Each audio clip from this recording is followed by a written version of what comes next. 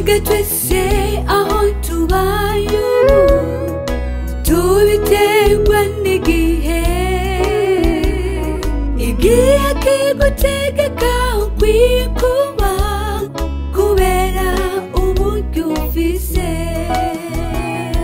Ibihe birahinduka ukimuka ukajya gupanga inzu kandi uvuye mu yindi, ikagutegeka kuba muri karitiye udashaka kubera icyo gihe ugezemo.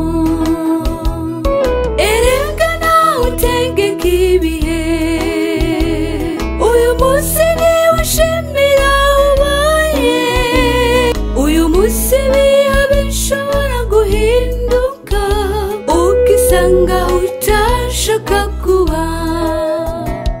Hari benshi ibihe byahindutse bajya kuba muri quartier bashaka, abandi nabo ibihe birahinduka bakajya kubaho batifuza. Abakorera Imana aho muri mwihangane, kuko umunsi Yesu yasezeranye kuzakudutora. Uri hafi gushika ubwo dukore neza kugira tuzoba hadahinduka ibihe. Abakorera Imana aho muri mwihangane, kuko umunsi Yesu yasezeranye kuzakudutora. Uri hafi gushika ubwo dukore neza kugira tuzoba hadahinduka ibihe.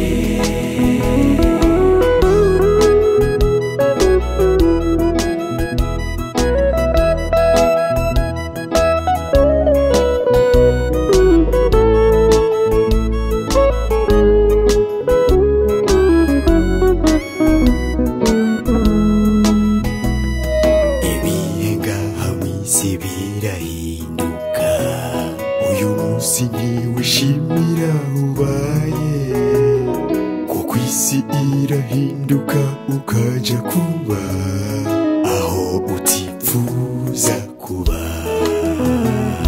Ntuziyumvire gusuzugura umuntu ngo nuko warabaye mu bihande ashaka. Hari igihe ibihe bimuhindukirira ubuzima bwiwe ugasanga yarateye imbere. Abakorera Imana aho muri mwihangane, kuko umunsi Yesu yasezeranye kuzakudutora. Uri hafi gushika ubwo dukore neza kugira tuzoba hadahinduka ibihe.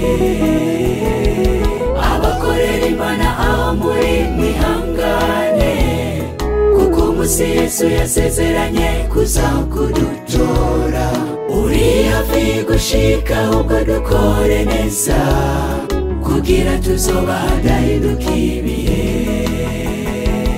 Abakorera Imana aho muri mwihangane, kuko umunsi Yesu yasezeranye kuzakudutora. Uri hafi gushika ubwo dukore neza kugira tuzoba hadahinduka ibihe.